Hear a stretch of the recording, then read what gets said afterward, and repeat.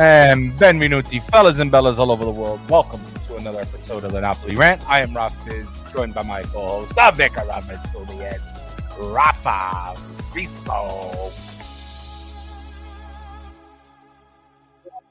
Raff Bizzarro. Ciao, bello. Good to see you again. Hey, so nice. I do it twice. Let's just let it roll. But hello to you. Hey, all right, it stopped on its own. Hello to you, Rafa. Hello to everybody in the chat as well as our audio listeners. Let's get this rant on the road. Unfortunately, Napoli suffering a loss this week in the Lazio. 1-0 at the Stadio Maradona at home always hurts a little bit more. We'll be talking about that match, a little bit of our reactions, a little bit of the Napoli world reactions to this loss, because we've been spoiled for a little while, Rafa, haven't we? So we sure have. This is a little bit of uncharted waters this season for us. Just a bit. We'll talk about that. We'll give our beast of the match again, just our general reaction of the game, and a little bit of talk, a little bit of news out there regarding some finances, ADL, the team, body, Napoli, agents, all these little bit of drama. We're going to touch on that a bit, and then of course we're going to take some comments and questions out in the chat. But let's start with the game. Napoli Lazio 1-0 the aftermath. Rafa. Let's talk about performance-wise. We saw. Oh, first of all, I didn't do the first person in the chat today. I'm sorry. Napoli clubs are on the first person. All right, lads. Line is set at 9:05 again. Yes, again, a little bit more technical difficulties today, but we are back. Hello, Napoli Club Toronto. Pasquale Napoli down in the house. Let's go. Look like Zombo needs a rest, Maximus. We're going to talk about this. Pasquale says, Biz, see what happens when you miss the rant? We drop points. Just kidding. You could take a few more nights off. I think we'll be okay. Thank you, Pasquale. I appreciate it. Buonasera, Gaetano. Calma. When you miss the rant, Rafa has technical difficulties. Actually, that's every week, even when you don't miss the rant. That's so funny. Well, it's tradition now, isn't it? So it is tradition. It's like you need to have technical difficulties or else. Listen, this chat should know that 9 o'clock really means like 9:15. Yeah. 9 o'clock is like ballpark figure. Just like how we try to do 45 minutes, right? Yeah, right. Yeah, we've been trying 45 minutes for 2 years, but it's all right. We'll get there eventually. And we'll get to be exactly on 9. But listen, we're just giving you a few minutes to go get your popcorn and and warm up that pizza or something, that leftover pizza. Get that cafe, Enjoy. Gaetano, thank you, says this is early. We appreciated that.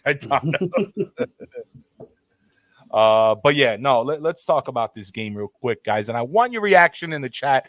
I'm really looking forward to seeing what you're thinking. I want to know how this game made you feel. What did you take from it? The players you liked, the players you didn't like, because I got one that I'm going to rant a little bit about today, but seemed as if Sadi played this, and ADL kind of called him out too, didn't he, Rafa? He played this a little bit more safer, a little bit more close. He knew he wasn't going to go toe-to-toe, play an open game with Napoli, because he would have probably gotten picked apart. And Napoli didn't do so bad, to be quite honest. Despite the loss. True, especially when Lazio, was missing Casale in the back, and they had to start Patrick, and there was a lot of concern. I mean, nobody was really doubting Romagnoli being okay back there. You got Husai that knows the Napoli game. All in all, Sarri went pretty conservative with Napoli instead of opening up like his game. And listen, it paid dividends for them. But we had chances. We sure had our chances for sure. When the ball doesn't want to go in, it doesn't want to go in. Mm-hmm. Kudos to Sarri and Lazio for doing what they did at the Maradona. How many teams can you say came to Maradona and played Napoli? Outplayed Napoli overall, and they did what they had to do to beat us. Would you call this outplayed? Would you call? Lazio? I mean, yeah, I might have. When I said outplayed, maybe I was kind of hoping it didn't come out of my mouth, because I don't know if we were outplayed. I don't really think we were outplayed either, but I do think that we were outsmartened. I think that maybe we were figured out just a little bit, and I don't think we were anticipating the style of play Sadi came to us with. Mhm. We were anticipating the open game Sadi likes to play, Sadi ball. Sadi did not play Sadi ball against Napoli. He played conservative, defensive, counterattacking. And gosh, Raff, I mean, beside take away that amazing Vecino shot, the game was 0-0. And I would be okay with that. I mean, listen, we saw that Kim header that was, Provolone, what's his name? Provolone. Had a great save. I It wasn't Swiss cheese. He was No, it was a provolone Swiss cheese. cheese. He He was was definitely sturdy provolone, as provolone. A nice thick right? cut too. No, Yeah, yeah, he took right. No care of holes business. there. No holes in Mhm. those hands. But listen, I was. By the way, full disclosure, I was busy all weekend. I was, I'm doing some stuff with a small broadcast companies. So that was one of the reasons of my absences. That was the reason why I didn't even watch the game this week, and I actually watched it this afternoon because we were so busy all weekend. Um, and I was expecting something worse. I was like, "What happened?" Did not. But all in all, I think it was a little bit of a lack of luck, if that's what you want to say, a lack of finishing. I think overall, like, and here's the thing, like, it's not like they didn't play bad, they just missed some chances, Sure. and I think they got a lucky bounce. It was a nice shot. It was a lucky bounce. We saw it was weird how it kind of hit the floor, then hooked left, and Moret wasn't able to get his hand on it. He was definitely outstretched for it, but wasn't able to Dude, to that get shot, out. it But seemed like it's that crazy. shot when he hit the shot, the ball, hit the ground first, and then it seemed like once it hit the ground, it did a funny spin. It rose from the ground. It went faster as it came in. It's one Mhm. of those shots where I dare him to take another shot like that again and hit the target the way he did. I dare Yeah, him to do that. It's only his yeah. second goal this season, Vecino, right? But I do have a weird little statistic for you, right? So Okay, this is our second loss of the season, correct? right. First loss was against Inter, scored by Edin Dzeko. This loss scored by Matias Vecino, Mhm. both former Spalletti players. It's So true. the two 1-0 Look at that. defeats came at the hands of former Spalletti players. Look at And that. also, It's Mario like Rui didn't play in this game. And in every game we lost this season, including Coppa Italia, Mario Rui didn't he play. was not on the pitch. I wonder if it's listen. I think Oliveira does a good job defensively, but when it comes down to offense, for me, it's Mario Rui. I think Mhm. he does more than we think he does sometimes. And despite not having any goals, obviously he's one of the top with assists. I think he's one of the second in the team, right behind Mhm. Cavada. Yes. He's in the top 10 or top 5 now, I believe, in all in Serie A, maybe. So yeah, I think offensively we do miss Mario Rui when he's not there because again somebody had mentioned about not having enough crosses, and that's one thing he provides. We've all seen his crossing ability this season and how much it helps. So yeah, kicking people in the junk, whether it be out of frustration or what have you. You know, I don't want to say it cost us the game, but it possibly, puts us in a position where we have no choice to start Oliveira, and we might lose a little bit of that offensive presence. And when the teams are parking the bus, and when teams are clogging the lanes, Rui is a good guy to have on the field because he does make those crosses and he could put the ball over these clogged lanes in the midfield. And we didn't see much of that from Oliveira going on, and he even had his opportunity. Oliveira, there was one where he kind of was going in the box, and then I don't know, he started like looking lost or confused or something, and then Yeah. he ended up getting the ball taken away from him. So, Yeah. um, you You know, know, and not only that, it's not that Oliveira can't play an offensive game. I think he's okay offensively. It's not like he's not great, but he's okay. I just think that we're missing an aspect of our game when Mario Rui is not in that on that pitch. We're missing a key aspect to where like we can we can press with Mario on the left and we can press with Lorenzo, Giovanni on the right, Di Lorenzo, and I think when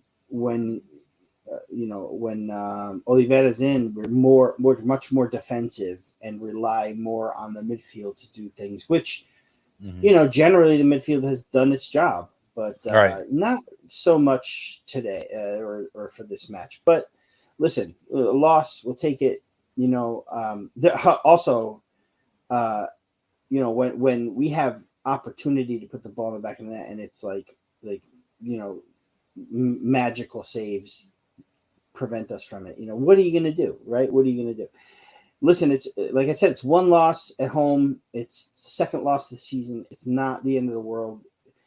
For a little while there, we were only, with Lazio winning, climbing into second provisionally, we were still 17 points ahead, So, like, had Inter lost their match because Milan ended up losing theirs, had Inter lost or drawn their match, we would only have lost 1 point in the standings for the Scudetto after losing a match, which is huge.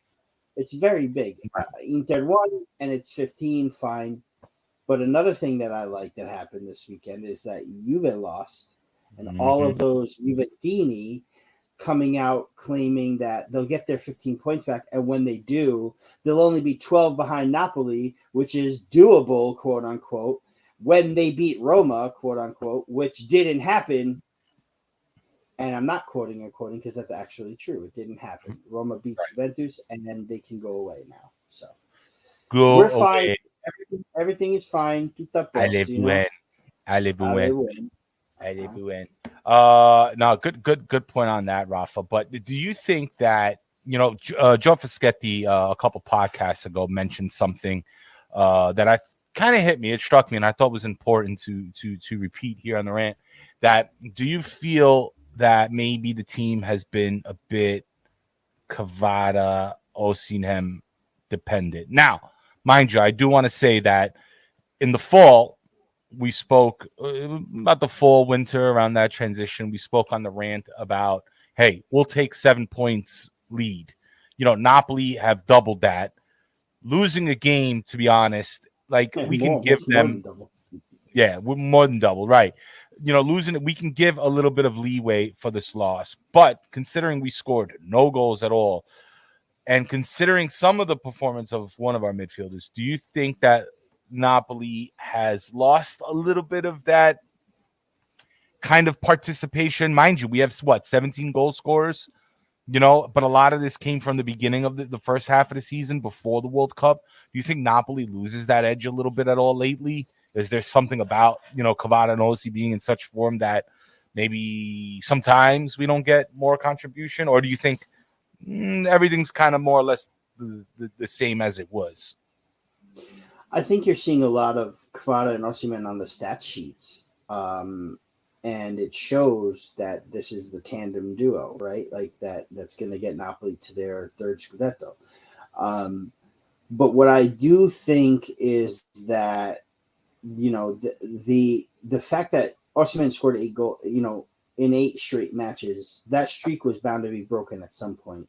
Kvaratskhelia was bound to have a, tough game at some point. I love how people come out and say, "Oh, I thought this was the best Napoli you'll ever see." Blah blah blah. They lose to Lazio. Kvara's quiet. Osimhen did nothing. Players are allowed to have a less than good game every maybe 11 or 12 matches. It's not out of the look at Marcus Rashford in Manchester United, where everybody was touting him to be the best since the World Cup, better than Osimhen, so great. Yet United lost to Liverpool, who had been struggling and recently found their winning ways again. But everybody thought Man United was going to roll over Liverpool, and it was 7-0 Liverpool. 7. So, where was Rashford for that match? You know what I'm saying? Where was the where was ESPN then? The defense there. Yeah, exactly. So, listen, we all pretty much, most of the team had an off game, which is allowed. Even the great Juventus have won 102 points in 2014, lost 2 games. Will we lose another game? Maybe. Will it be because we're Kvara and Osman dependent? I mean, I like what you said about in the fall and winter when those two players were each gone for a certain amount of games, not necessarily at the same time. We had players like Raspadori step up, who's injured. We had players like, Simeone come in to score and take over. Elmas scored goals. We had goals from Di Lorenzo. We had goals from the midfield. Chucky scored a couple, was assisting on a few. Zielinski doing his job. And maybe when these two are firing on all cylinders, everybody sort of maybe takes a little bit of a step back and maybe makes their job easier. But at the same time, there are certain teams that are forced to play open to try to score goals where we capitalize on them. And Lazio is a team with quality. I've said this before. I haven't stated this statement where I don't think I said this in public where I thought Lazio would be one of the teams to beat us. I was really afraid of them when we went to the Olimpico, very afraid of them because I know that they're a good team and they've proven it. They're they definitely got quality on the field. Exactly. Sadi is doing his work on this team. Like Sadi is allowed to do his work on this team. Sadi wasn't allowed to do that at Chelsea. Sadi wasn't allowed to do that at Juve, but at Lazio, he's able to do it. So, in my opinion, the two teams that I thought we would lose to, we lost to. I was afraid of Lazio at the Olimpico. We overcame that. And I was afraid of Inter coming back from the World Cup. We lost that game. And here we are at the Maradona, lost that game. So now that's it. I'm really not afraid of any other team in Serie A, but Lazio actually have a great team with options in the defense. The third best defense in the top 5 leagues of Europe, third most clean sheets, I should say. Anyway, I don't know about best defense, but they have the third most clean sheets other than Barcelona, which is number 1, and actually Juventus, even though they're down in 10th place. With number 2, with the second most clean sheets in the top 5 leagues of Europe. It's Lazio 3. So am I surprised? No, I'm not surprised that we lost to them. I'm disappointed. But I also don't believe 100%. Like I see where Joe Fischetti is coming from when he says maybe we're a little Osimhen Quadra dependent. That's because their names are in lights. They're in radar. They're on the radar. They've got the big teams looking at them with the big fees and all that stuff, and they're producing numbers. But I think the team is very capable of handling their business when they have bad games too. It just so happens they had a bad game against one of the better teams in Serie A who are going to qualify for the Champions League. Fair point. I like it.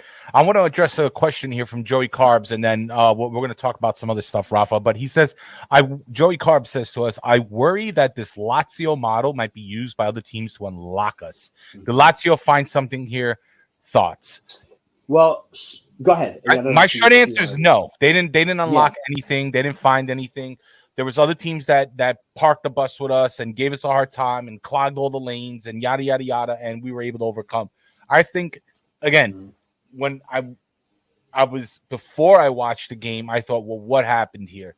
But then after I watched the game, I realized that, the bounces didn't come our way, literally. And no pun intended, actually. With a nice, bounce kick from Vecino over there to score. The bounces didn't come our way. I believe Osimhen had a post, a little hashtag Legna Napoli, right? Hashtag Legna Napoli with the shoulder. Kim almost scored point blank range. That was from the ensuing play. Like it hit the post. Oh, it was from the same play. That's right. Sure. It hit the post. It came back to Kim, who headed it right towards goal. Provedel came out with a one-handed, great save. Let's not forget to mention the fact that Zielinski took a shot and almost scored too. Missed a really, really good opportunity. And let's not forget that just for me, the bench didn't have it. And some players, when they got close to the box or in the box, they fumbled at their feet. They stumbled at their feet. Right. Olivera being or just shot in the traffic too. Shot into traffic, blocked shots, and 8 block shots for Lazio. this and game. took their time with the ball instead of got rid of it. There was one play that Zielinski could have passed to Kvara that was pretty open, and went for the shot himself. But, sometimes when you feel it, you feel it. I don't really fault, Zielinski for that either. But, like I said, so to answer who asked the question, I'm sorry, I forgot who asked it. That was But Joey Carbs. to answer Joey Carbs, maybe he's got a point when he says, unlocking Napoli. But listen, guys, Napoli have only lost 2 matches all season, and they were both 1-0s in pretty tight games. I don't see anyone unlock Napoli. And here's the thing, is that if you're going to unlock Napoli with the style of play that Lazio played in, not every team can play like that against us because they're going to get caught out. Lazio, again, have quality back there. They have a great defense. They have a wonderful goalkeeper, one of my favorites now.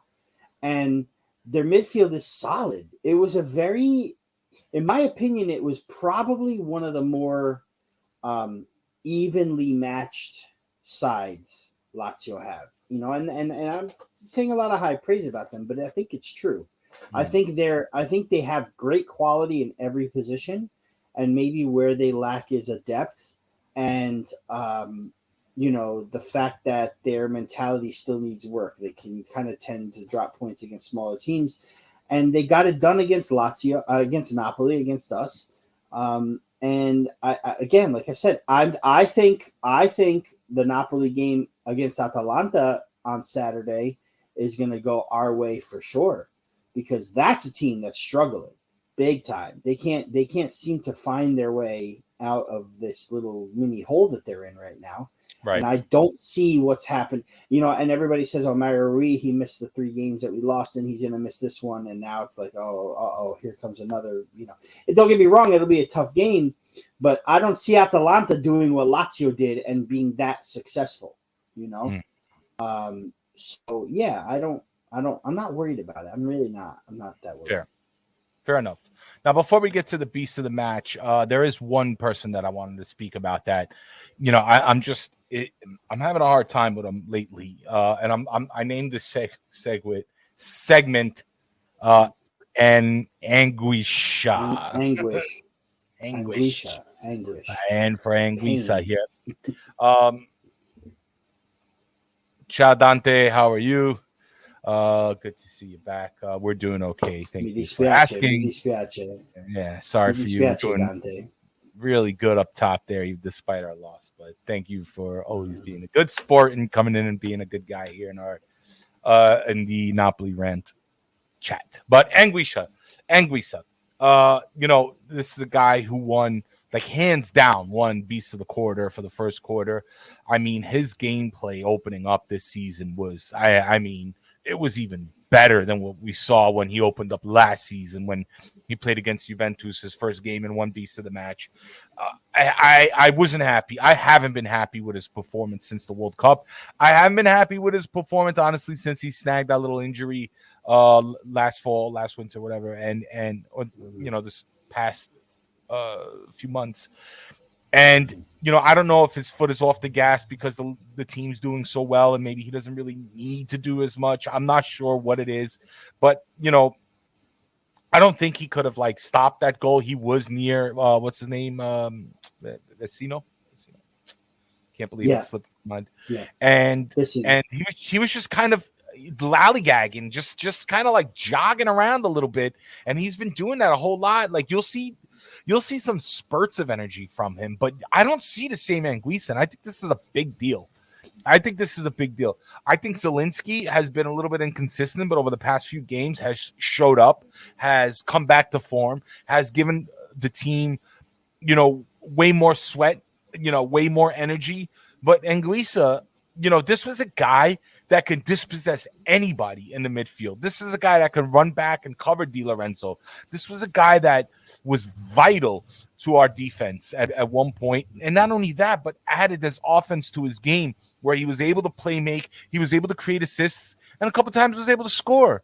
We don't see like half of that right now. And I'm wondering, where did Anguissa go? and it's just giving me anguisha, because hell, like, listen, Napoli to me, the beginning of the season was the midfield. The midfield, I was like, bro, these guys, if they play like this, nobody's gonna beat us. Because to me, in my opinion, in Italy, if you control the midfield, you're gonna win. You're gonna win. You're gonna win the Scudetto. You're gonna win the Scudetto. It's so important to control that midfield. And Lobotka has been shut down, playing on his hands, on his head. I mean, 100%. Even on his bad games, some people said against Lazio he didn't have a great game. He was being pressed. Even then, he didn't even look that bad, And he was still quarterbacking, pointing, giving directions, keeping the ball, trying. And Guisa was getting the ball and laying off back to Lobotka, getting ball, laying off back to Lobotka. Not even, turning, trying to make a run. Sometimes what you would see from like Ndombele, or what we saw was when he was taken off around the 70th minute, Elmas comes in, and Elmas is like running around like a freak of nature, just trying to participate. We almost scored. He helped on defense. He helped. You can see right when he was on the field that Lazio couldn't move as forward as quick. They were more hesitant on the counter. They had to go back and reset. And it wasn't that Elmas was dispossessing, but he was just putting pressure on the ball handler and making them go back again and try to reset. I didn't see that I haven't been seeing that one in Guisa. And to me, this is a guy, like, I give him the least of the match against Lazio, because this is a guy that, I mean, considering what he did at the beginning of the season, I'm not as satisfied with this play. I can appreciate some of the bursts that he had. He did all right in Champions League, but he's got to keep this up. I want to see this the whole game. I want the whole season, not just when you feel like it. And I think him coming off the field right after that goal, I think that was a message from Spalletti. I think Spalletti noticed what was going on there, and he's like, I'm going to revamp that whole right side, and Elmas in and Guisa out. Yeah, and I agree with that. I do see a lot of people in the chat room, saying things like Anguissa needs rest. He's been playing. There's not really a great direct, substitution for him. I guess, I get that. I do, but Lobotka's playing lights out, and he's had the same amount of matches and the same amount of minutes, and so has Zielinski, so like this midfield is the three in the midfield, so there's a lot. Obviously we can make moves like put Elmas in there for him, and or maybe give Ndombele a start somewhere, somehow get him in there. Apparently I need a rest too. Shoot, I think I'm playing midfield for now. Right. You play midfield. Sorry about that. Anyway, I do believe that he does need a rest. Not all players are the same, right? He does play he does play very hard when he's on. I agree with you, Ralph. The Champions League game is probably one of his better games all 2023, right? Maybe it is smart to sit him down, because we do kind of need him for this Champions League match that's coming up next Wednesday, a week from, in 9 days from now.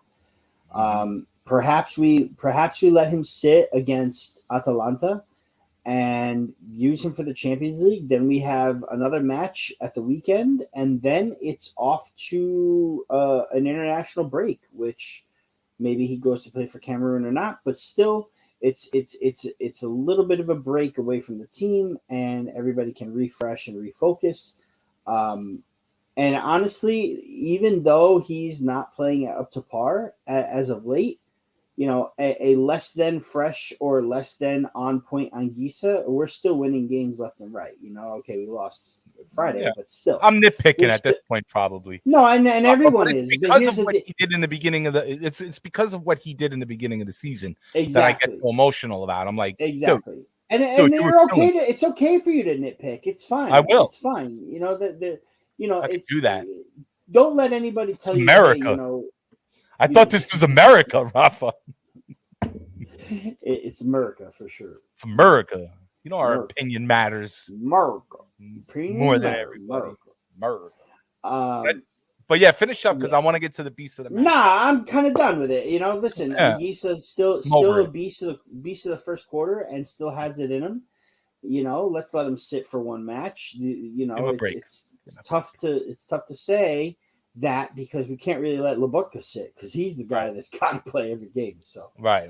But he's good. These are humans; they're not machines. You know what I mean? And at some point in the season, Spalletti will be able to rotate these players a little more heavily because pretty soon we're gonna lift up that Scudetto. So there you go.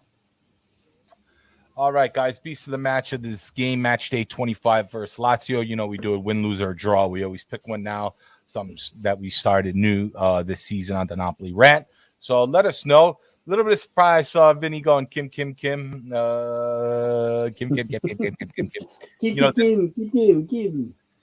Di Lorenzo's a beast with that clearance off the line. Yeah, definitely earned him a nomination for sure. So Vinny is picking the whole South Korea back line, keeper and defenders included, as beast of the match. But yeah, we'll show it right now, guys. Here we go.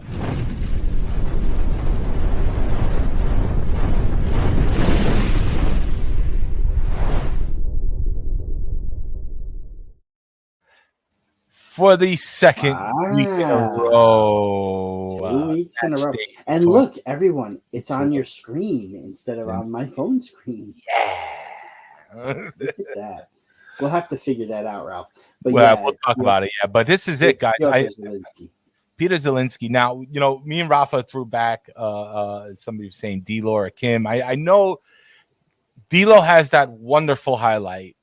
And I don't want to take away anything from that. But to me, this guy he's shown up these past two games, and that's why and I'm so happy because he didn't get a beast of the match until last week all season. You know what I mean? Like this, and we were so shocked. We thought he would have at least had one or two maybe before the World Cup, but that didn't happen. He was doing well.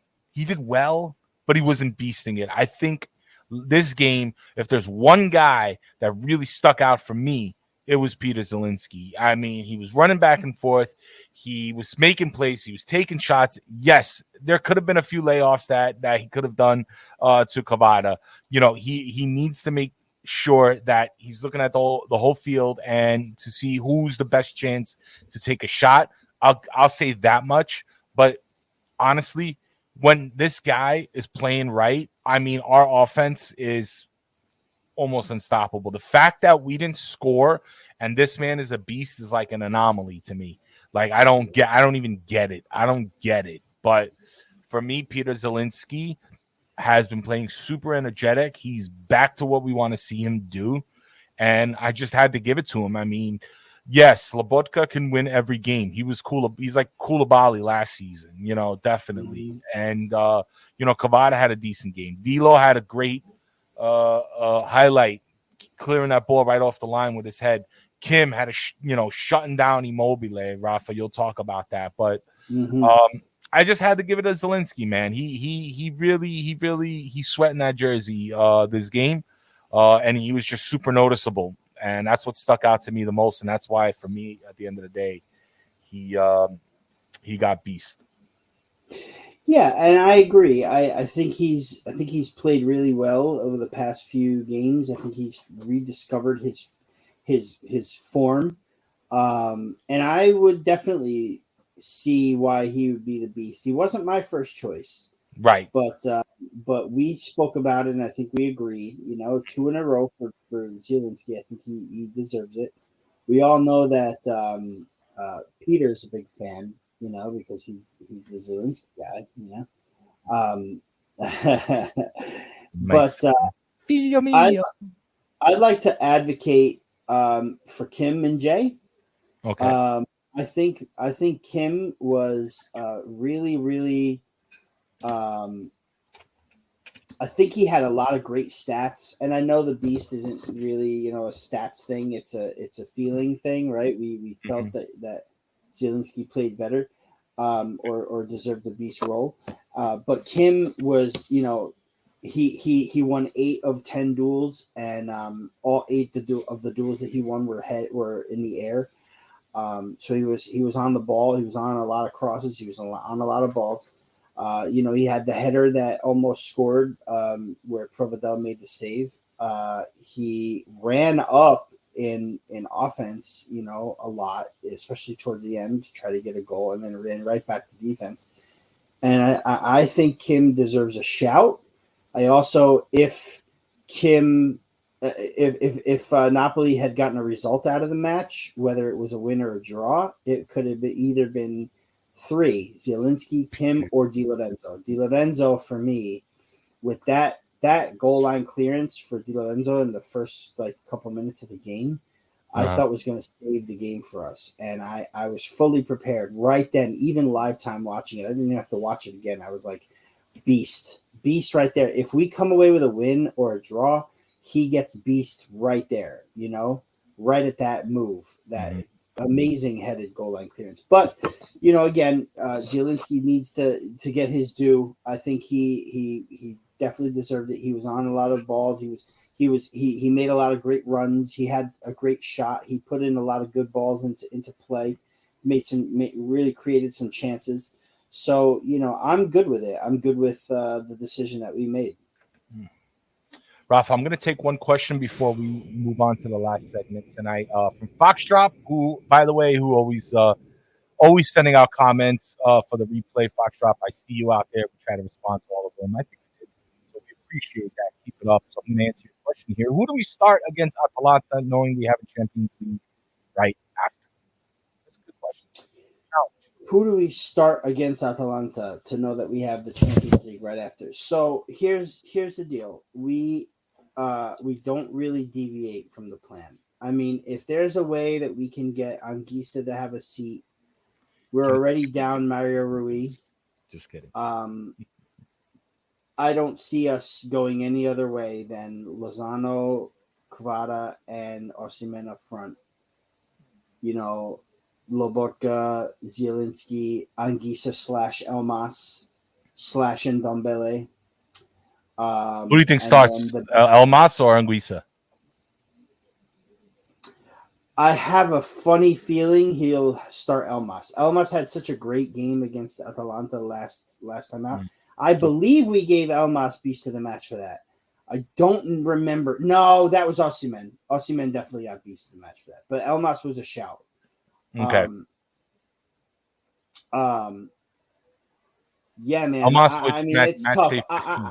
I won't be surprised if Anguissa starts, but I would be pleasantly surprised and grateful if he sat for one match just to kind of rest. Maybe he comes in 20 minutes after left. I don't know. But I'll read off Vincenza's response here. Vincenza Bertillo says, "I'd play our starters, quote unquote, versus Atalanta and rotate a bit more versus Frankfurt, given the result in the first." I was going to say the same thing. Pretty we good have a 2-0 lead. I like it. They again, away goals don't count anymore for anything in Europe. So, scoring 2 goals away only means that they have to come to our house and beat us 2-0. But the away goals don't count, so that's gone away. However, asking a team like Frankfurt to, without Colomoni too, their top player, by far, their top player, Colomoni, he's out with the red card that he got against us. That's right. You're asking this team to go to Maradona and beat us 2-0. Like, that's, this is not Inter or Lazio. This is a Frankfurt side that is good, but is good with their best players. And my take, Rafa, is that like Frankfurt, and I saw it. I don't think I was here for the post champions game because I was out, but Frankfurt is a team that, to beat Napoli, have to play perfect, and that's going to be hard to sustain for 30 minutes. They did great in the opening. They were at home. Everybody was excited. They were pumped. They did great holding down Napoli. They gave them a hard time. Frankfurt gave a hard time to Napoli to engage our strikers, but they couldn't sustain that, as you saw. And little by little, Napoli was chipping away. We'll probably have Mario Rui back. I know somebody had said it here that Daniel All I'm saying is we better be in against Frankfurt. Daniel says, He will.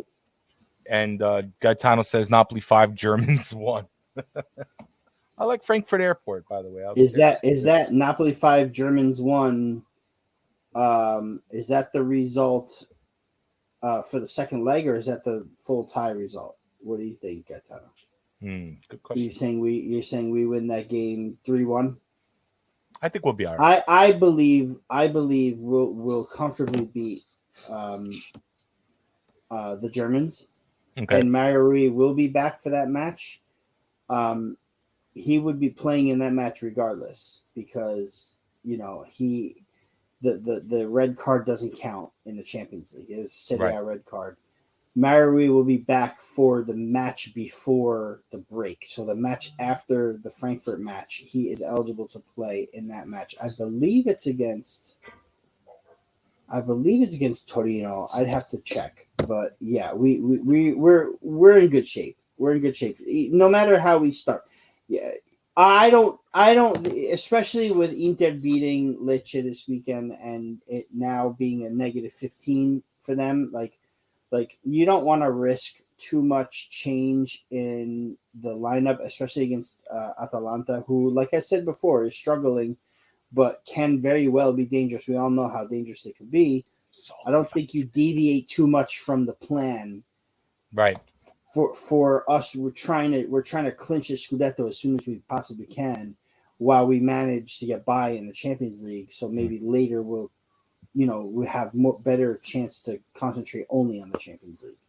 And it is Torino. Thank you, Akramone, for that. I appreciate that. I'm going to put on a little closing music and we'll wrap it up with this last segment. Rafa, we won't take too much time on it, but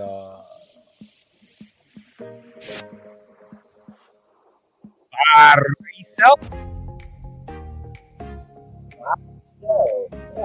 think Body moved up recently in Serie B, I believe, and there's talk that if they advance, who's ADL going to choose, and I think all things considering, Body's going to get sold, and I'm sure ADL will Napoli. There was a report came out and said, quite frankly, that ADL said that he will sell Body. It's right. It's an absolute thing. He was pretty direct about it too. He doesn't beat around the bush. He's like, I'm selling Body. He doesn't beat around the bush. He doesn't. Kudos to him. I think that's a smart move. Very smart. But let me talk a little smack, because let's not forget that Body, right? About I don't think it was last season. It was on 2020 or 2021, putting up Striscione, calling ADL a liar that they didn't get the Serie B in 3 years, but they got it in 4 years or whatever it was. Okay. And now they're putting on messages that, hey, you could stay at Body. We have just as we're just as big as Napoli or some along the line. We have just as much potential as Napoli, and we hope at least we sell to somebody good. Don't forget, 2-3 years ago, you shitted on the De Laurentiis family because you couldn't just hold your emotions back in, because you failed one season, one of the worst seasons ever in any club. That any club could have easily tanked, could have easily went to bankruptcy, including Napoli, but you didn't. Instead, you're here fighting, and you might see Serie A next season. So, listen, guys, be careful what you wish for. Be careful how you talk smack. Remember, everybody talked smack in the beginning of the season about ADL when he sold the players, and then they're like, "Oh my God, it was A16, A16 East. Now it's A16 West." For sure. Don't ever, we forgive, but we don't forget. And yes, Body's going to get sold, because let's keep it real. There was reports coming out that Napoli quite possibly was going to fetch somewhere in the billions, like $1.2 billion from an American national company or something like that, and ADL turned it down. Now, I couldn't find a whole lot of articles. I only found one on that, so I don't know how much I believe it, but if you're going to tell me that Napoli is fetching in the billions of dollars, we're not getting sold. I think ADL finally tasted what success is, and that's the season and what it could be. And I think he has a new way of doing it He has a new philosophy, and he wants to roll with this as long as he can. And he wants to bring Napoli's value as high as possible. Let's keep it real. Body is not going to make that. Not going to make that $1 billion mark for a long, long time. So it is what it is. Yeah. That it is what it is. And for everybody freaking out as well on the words of Osimhen and Kvaratskhelia recently coming out saying things like, "Oh, it's my goal to play in the Premier League, and I've been a fan of Real Madrid for all my life. I'd love to play there." You guys, just relax. Let's relax, because this is nothing new. Everybody knows Osimhen's a big fan of like Chelsea and the Premier League and what have you. Everybody knows he loved Barcelona. Everybody knows Kvara loved Real Madrid. And where are they? They're playing with Napoli. Let's not make this too much of a big deal right now. I think it could be the press trying to mess with Napoli like they usually do. No, they're trying to get clicks, Rafa. That's it. They got nothing else to talk about. What are you going to talk about? We're running away with the season. Osimhen said the same thing today as he said a year ago, 2 years ago at the beginning of the year. It's fine. I don't care about it. I don't care. He also said he loves Napoli and wants to win everything here too. So, hey, let's focus on that right now while we have that going for us, yeah? Ragazzi, non scherziamo. Io voglio vendere il Bari. Il Bari is not worth $1.2 billion. I'm going to sell you. The Bari, it's not worth the 1.2 billion. And I will sell the you. Napoli is worth the 1.2 billion. Non scherziamo, ragazzi, dai. Il Cavaradona, se puoi andare, vai. Come I will dice make i $100 million. napoletani, non ti preoccupare. Non ti preoccupare. Victor Osimhen e Kvara vale 200 milioni. Non scherziamo, dai. Io voglio tutto. My players are not for sale. We Quando do vendo, not need. io non ho debiti. Non ho debiti. Non ho devi debiti. Dai. Non ho debiti a nessuno. Non ti preoccupare. Non scherziamo, ragazzi. Napoli, i napolitani. Non preoccupare. What about earlier this season? Ragazzi, stai calmi. Quest'anno vinciamo lo scudetto.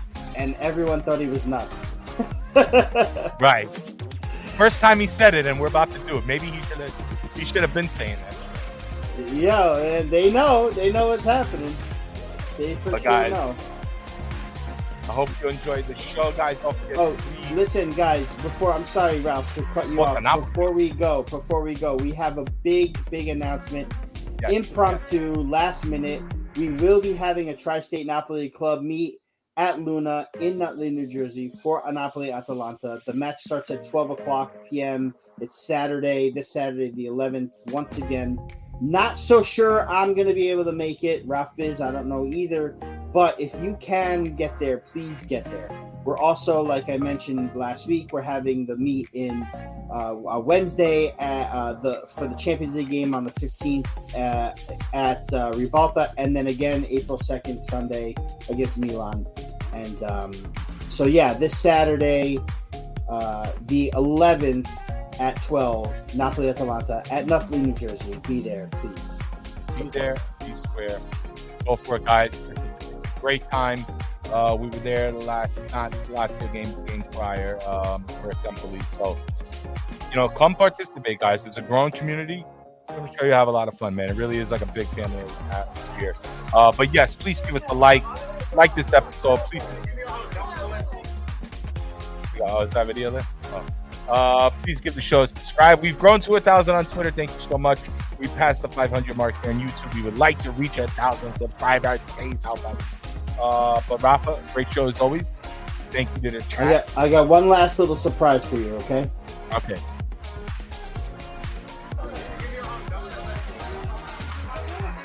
I don't know if you heard that. So give me a hug at Zelensky. Yeah. Love it. There it is. That line is famous now, man. That's great. We need to make that Like a meme or like an audio meme. like an audio bit for our show. You know, what a goal by Zielinski. You hit the button. Peter, give me a hug. That was Zielinski. every time Zielinski scores, Peter gets a hug from him. All right. But we're out of here. Great show again. Until next time, guys. Forza Napoli sempre. Ciao, Forza Napoli.